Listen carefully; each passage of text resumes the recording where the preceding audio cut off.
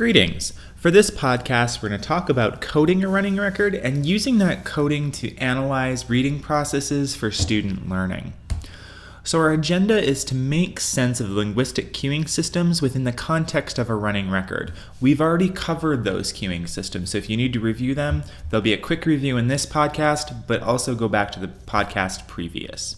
And then we're going to use those to analyze running records for meaning making. What do they tell us about how kiddos know how to read? So by the end of this podcast, you're going to understand logical patterns of sense making via these cueing systems within children's reading and begin to identify patterns within that sort of sense making. So, to that end, let's review the steps in conducting a running record. At this point, you've already sat down with a student and you've recorded their oral reading using a set of conventions that make that running record comprehensible to other people. Now we're going to talk about cleaning up the record, analyzing the miscues, and determining accuracy rates and self-correction rates. The next podcast, Part 3, will talk about developing instructional strategies and book introductions based on these patterns. So, let's also remember that 1 and 2 are kind of the easy parts. 3 through 5, this is really where teachers tend to skip these pieces, so we're going to pay a lot of attention to those. Let's start with cleaning up the record. Here's the record that you've worked on in class. This is my particular record sheet. I have gone through, I have cleaned it up, and by cleaning it up, I mean that I have gone through and straightened it out. I've made sure that you can tell by looking at the record what I am trying to convey the reader did, right? So there was a lot of stuff in this particular record, and I'm thinking particularly on the 4th line down on page 5, there was a lot of stuff going on in a short amount of time. So I want to make sure that my running record is comprehensible to someone else as they're looking at my marks versus the text itself.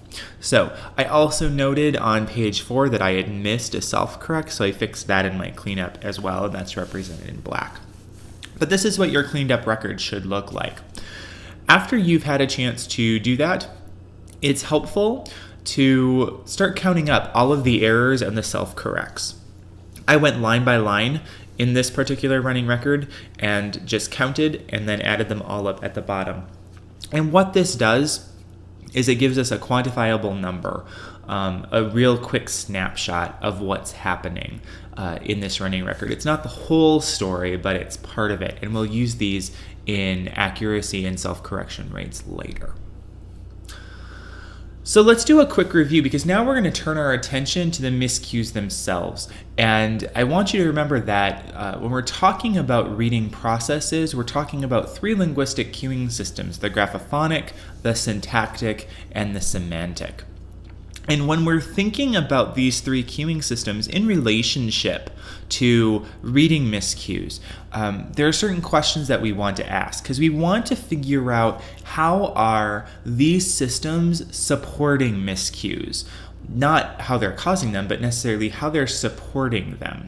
So when we're thinking through graphophonics or visuals, we're thinking, does it look right? In what ways do the miscues match the print on the page? So how is the print on the page scaffolding that miscue? So for instance, across the top of the screen here, I have a sentence, "We went to the store." If that is the printed text version of this sentence and a kiddo says, "I went to the stop," this is a miscue. Stop is a miscue. And it's supported by the visuals. They're seeing the ST, they're making the connection, and they're saying stop. That's what's supporting the miscue. Now, when we're thinking about syntax, we're thinking about, does it sound right? And does it sound right in terms of grammar? Did the structure of the sentence influence the miscue? For example, I wented to the store. And this is often something we hear in early childhood classrooms, right? The hyperextension of grammatical rules.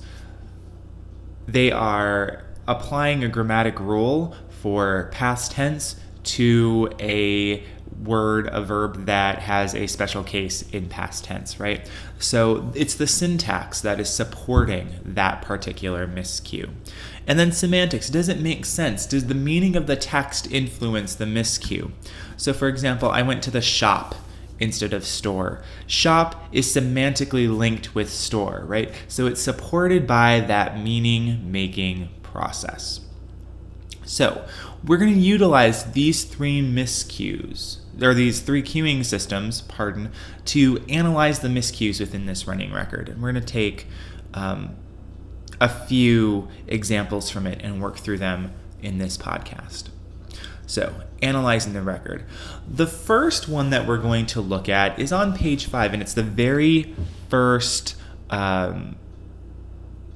sentence on page 5. Sun began to fell gloamy, right? Now, we have in our errors column, these are two errors. The first one, fell, is going to be a visual miscue. And the reason it's a visual miscue is because they're drawing upon the notion of the F, the E, and the L, right? It's not necessarily a structural miscue. It's not necessarily a meaning miscue. They're really pulling on those visuals. What are they seeing in those visuals? Now, the same thing with gloamy. They are looking at what letters they're given, and they're drawing upon their phonics knowledge, which isn't necessarily helping them in this moment, to create a long O sound versus a oo sound, a diphthong sound. So both of those are visual miscues, and I've marked them in the running record both with V's, so that I know that those are the queuing system, that is the queuing system that they're relying on as they're reading those particular sections.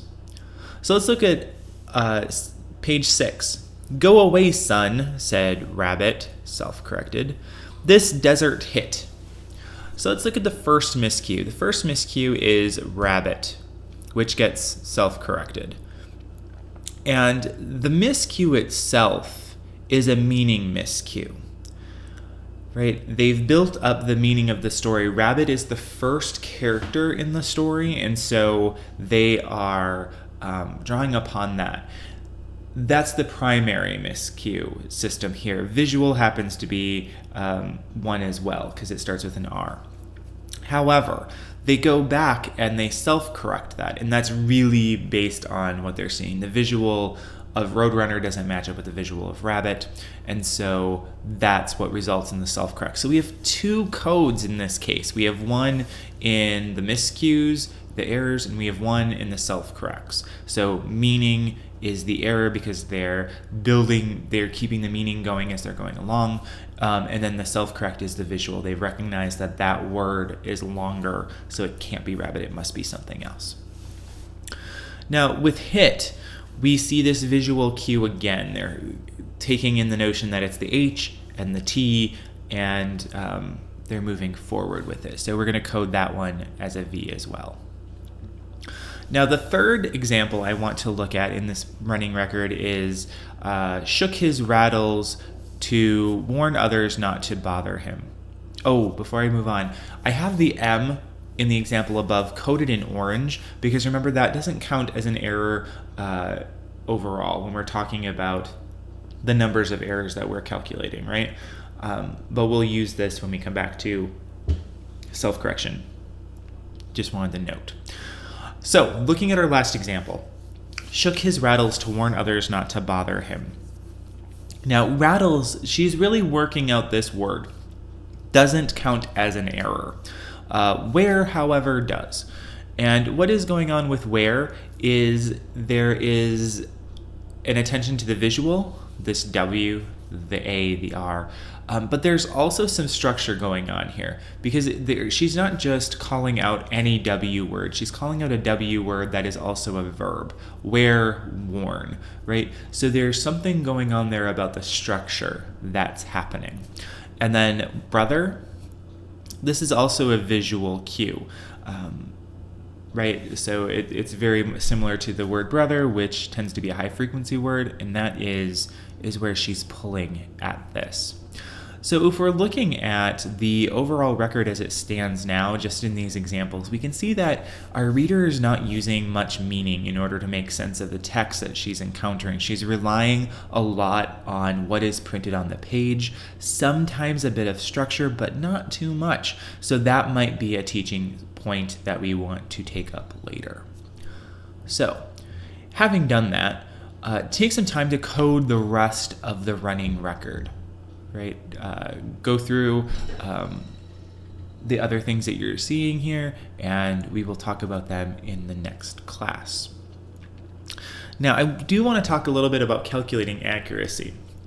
After you are done coding the running record, the calculation, the equation for accuracy is the total words in the sample minus the miscues divided by the total words. So my calculations for this running record are as follows. There's 182 words total in this running record sample. There's 21 miscues. Remember, we're not counting the miscues that are self-corrected in this case.